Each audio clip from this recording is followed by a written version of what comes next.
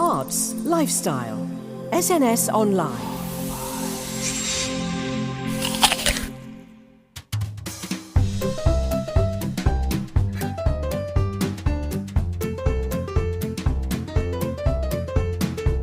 Hello and welcome to Fringe Season on SNS Online, covering no less than 5 shows making their way to fringe venues across the UK. 4 in Bonnie, Scotland, aka Edinburgh. Scotland forever! Calm down, dear. And 1 in Old London town. Extra, extra, read all about it. With talented performers from around the globe flying across especially for the occasion. Today's guest is a lioness with sass, attitude and some crushing one-liners that'll either make you laugh hard or wither in your seat, dependent on how you take the joke. And if you're of a certain gender, sitting behind a microphone. Let's take a listen. This is a song about all the people I don't believe should have been born. And it's in list form. People who talk on speakerphone in public.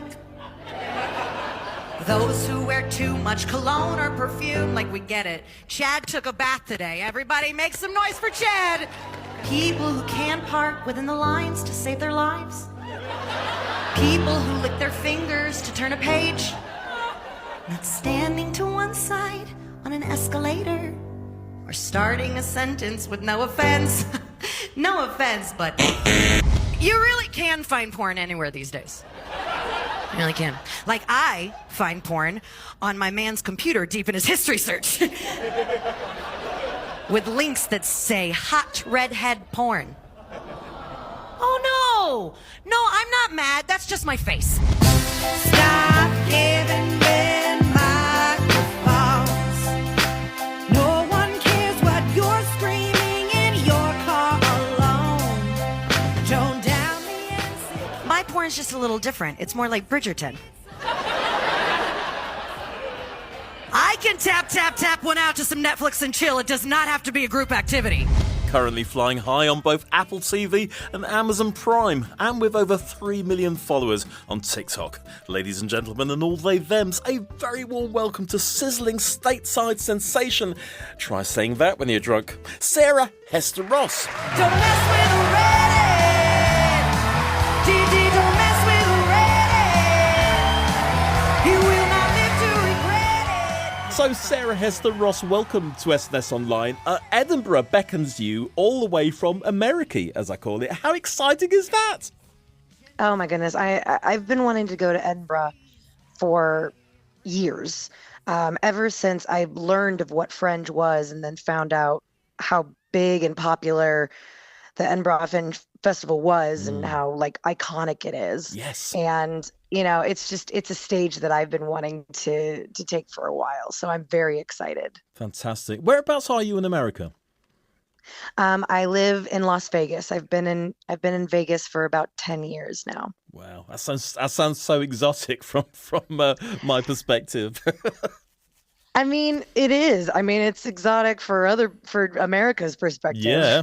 Vegas is a crazy town.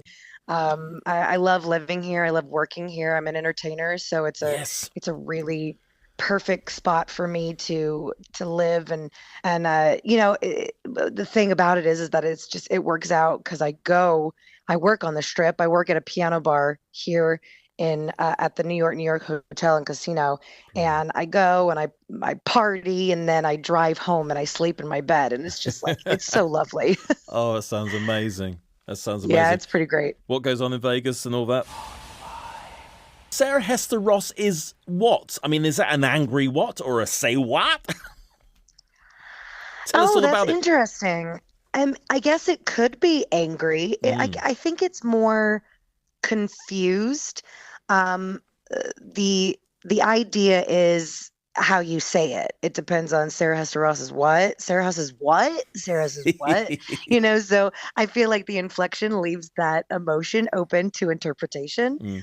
But it really is mostly about the fact that a lot of my quote unquote success in the past couple years have been from social media, and social media tends to call you whatever they want to call you. And I have had that experience for a while.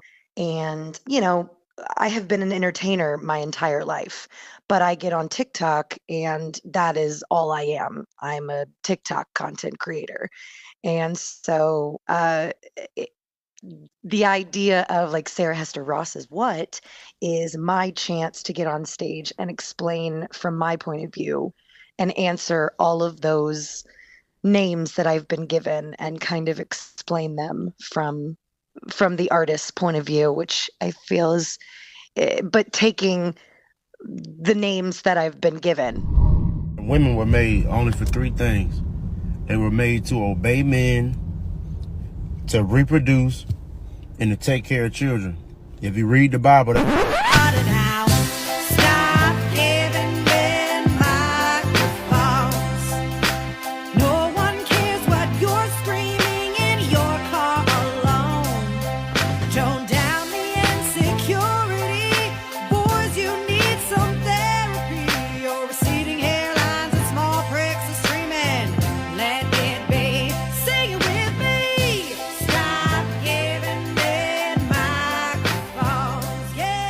giving men microphones. I mean, amen to that. But hang on, I'm a man and I'm literally in front of a mic now. How does that work? How do we proceed?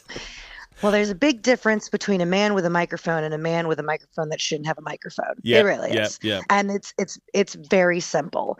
It's the idea it became pretty popular topic of conversation a couple years on social media, specifically on TikTok, where these podcasts specifically of men talking about women's issues, talking about how women should be, how women should dress, how women are. There are no good women anymore. Women shouldn't do this. Women shouldn't do that. And that's where I'm like, boys, close your mouth. None of your business. And can I just say, you picked some great clips on TikTok. I didn't know those people still existed in the world, but clearly they do. Unfortunately, they do. And, now to this point, I've been doing content like that for so long. I get videos sent to me. I don't even have to search for them anymore, which is pretty nice. How did this incredible career blossom in the first place? I mean, you were playing the piano and singing and all the rest of it. What sort of caught your imagination when you were younger to get into all this? I feel like it wasn't even about imagination. It was just I wanted attention and I wanted to be on stage. Pay me some attention, goddammit. Yes. Yeah. It really was just that. And that is who I've been since I was a very little child. And my parents gave me the outlet of the stage for that. And I haven't looked back since. So were your parents part of the profession at all, or they're just enthusiastic? Yes. Yeah. Tell us. My mom was in her own right an entertainer. She is retired now, but she was an elementary school music teacher for 36 years. So music is a huge part of my life ever since I can remember. So piano lessons, you weren't sort of forced kicking and screaming and like a lot of people. 100%, yes. And my mom quit with me long into it, and one of those "this is impossible, get out of my house" kind of thing. I did pick it back up in college because I was a vocal performance major. And you have to have a secondary instrument for vocalists, and piano was just the obvious choice. And I'm so glad that I did, because now it's 100% my livelihood. So well, you're a fabulous piano player and a fabulous singer as Thank well. you. And just to say that musical comedy, as you've been saying, I think in the quote, is not everybody's cup of tea. And I don't know what the vibe is in the States, but clearly you will shortly be coming to the spiritual home of musical comedy, Music Hall, and some massive legends who have treaded the boards over here, such as Victoria Wood and French and Saunders. Has their brilliance filtered across the States at all? Yes, to me specifically. Yes! I'm a huge Tim Minchin fan. Oh, yeah. I love Joan and Flo. I love the Flight of the Conchords. I mean, it's another reason why I feel like Edinburgh is calling me.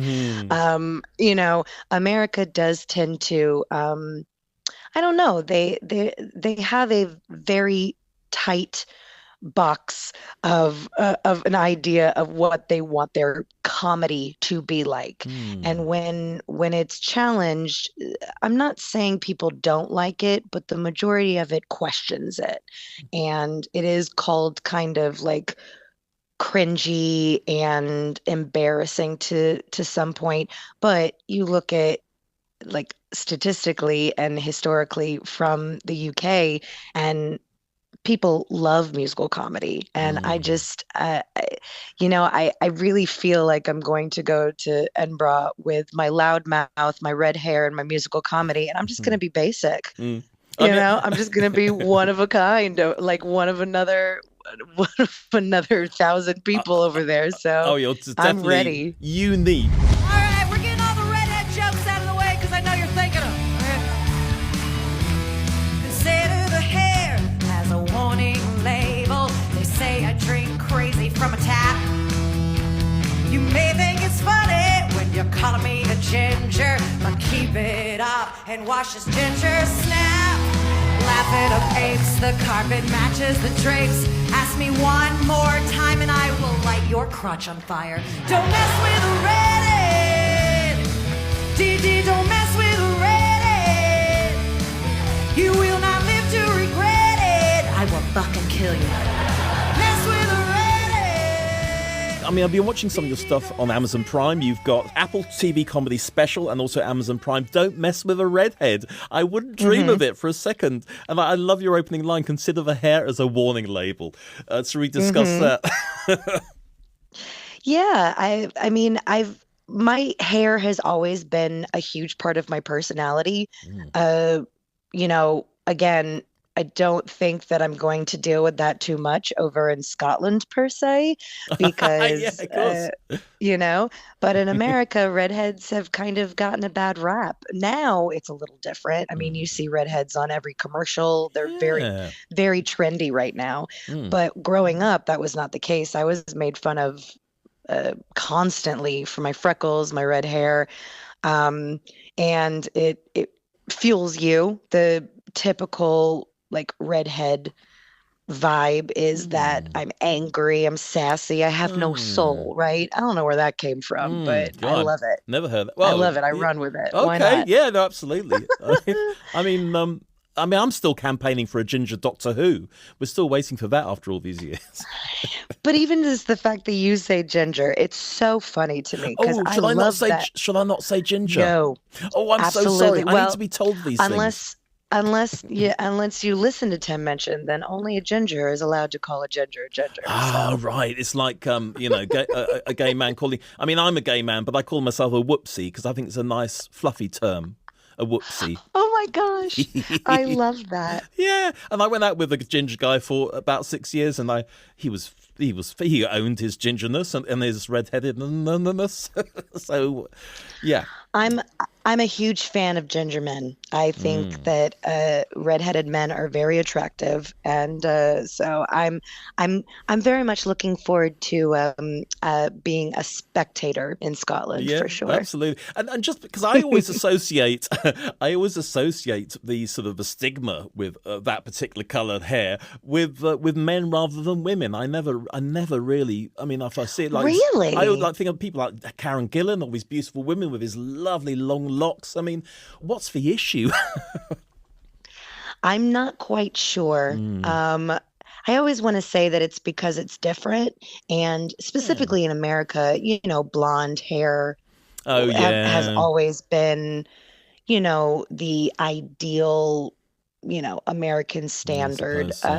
Well, for a really long time. I don't think it is necessarily that anymore, which is nice. No, it's starting to even out open up a little bit. Absolutely, and so it should. On this day, January 8th, a Florida man was arrested on drug charges and taken into custody by police. While Florida man was being searched by the Pinellas County jailer, they found something very intriguing, to say the least. During the strip search, they found 3 sharp syringes hiding in his rectum, but the kicker was he told them they were not his.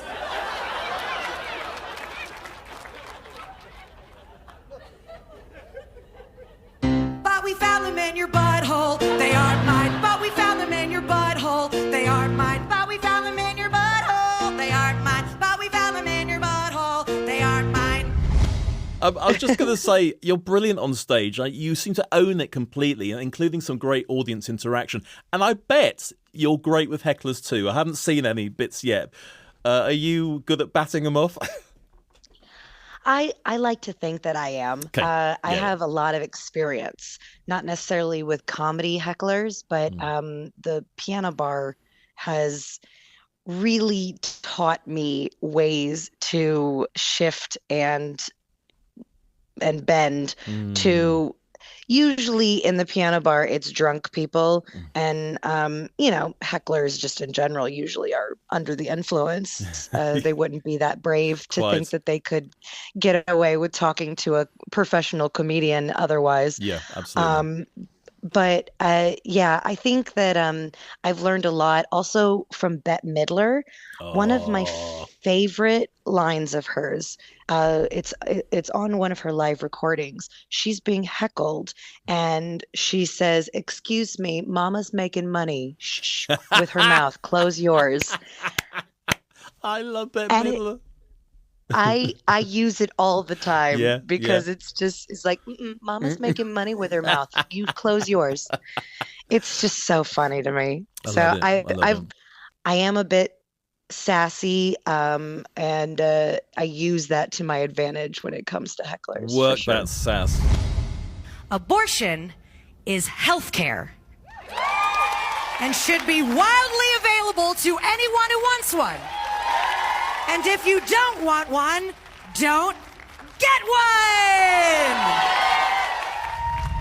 You're massively popular on TikTok as well. How do I become a TikTok influencer? Because me and my partner Andy, we wrote these little silly sketches and things, and I do things like the dying fly when I lie on my back and sort of wiggle my arms and legs in the air like a dying fly. Do you think that would cut it?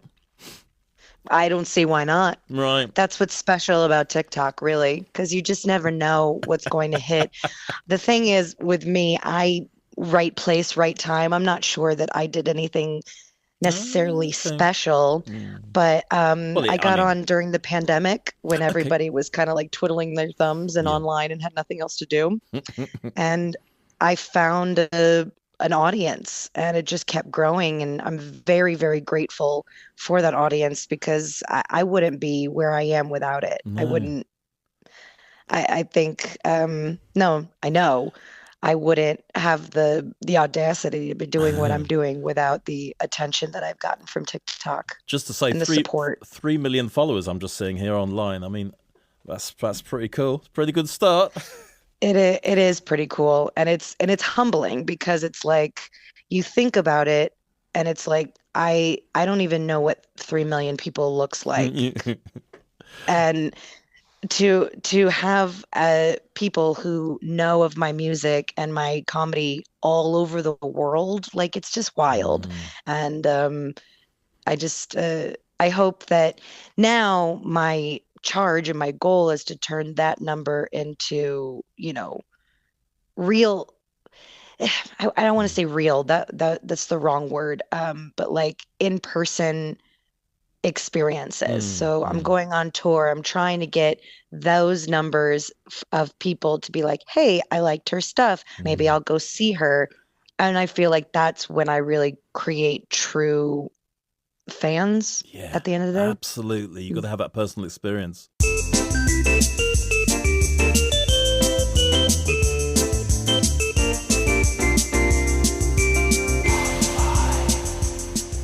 Sarah Hester Ross is what? Let's talk about the actual show. It's coming to Edinburgh. Give us more details. It is an hour show, musical comedy, just explaining who I am as an artist in a very cheeky and, if I might say so, cunty way. Love it. And it's at the Atomic venue at just the Tonic, Nucleus, off of Pleasance Avenue. I'm very excited because it's right in the middle of the show, I've been told, again, I'm newbie, this is going to be my first experience at the Fringe and even in Scotland, so but I've been told it's right smack dab in the middle of all the fun. Pleasance, so absolutely.